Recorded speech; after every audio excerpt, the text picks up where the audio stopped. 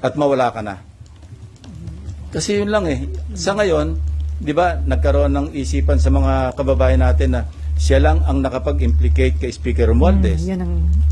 Yung although kay Congressman Saldico, hindi lang siya, ang dami pang ibang nag-implicate sa kanya, nauna na.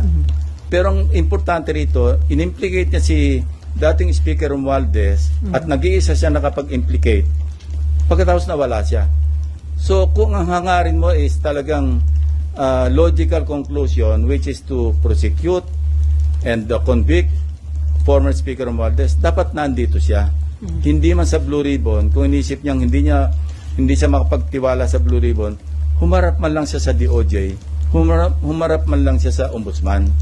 Kung yun ang hangarin. So now, anong isipin natin? Bakit Blue Ribbon lang at pagkatapos ng isang pagsipot, nawala ka na? So sir, hindi niyo ba tatanungin si Mike Defensor considering na siya ang nagbigay kay Marcoleta? Yun nga, papadala namin yung subpoena through the office of Senator Marcoleta. No? And yung sinasabi niya na ini-spyan ko siya, hindi yun ang dahilan.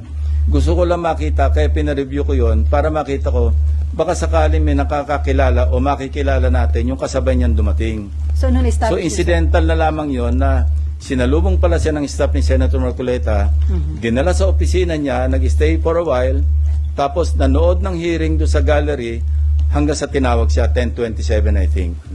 But he stayed there. He arrived at around 8:27.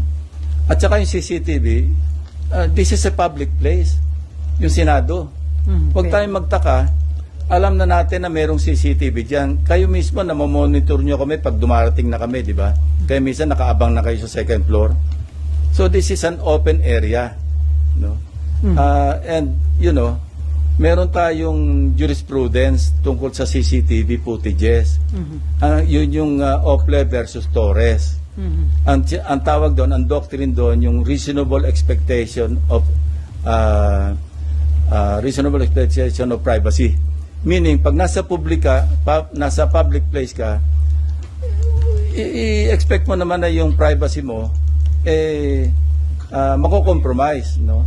May reasonable expectation privacy. Kung nasa private place ka, now, I heard Senator Marcoleta na kung ako raw ba nagbi-Big Brother o okay lang ba raw na tiktikan niya rin opisina ko, well, bibigyan ko siya ng logbook kung gusto niya everyday, kung sino yung pupunta sa office ko. At walang contractor na pupunta doon. Wala maski sino pupunta except mga official business.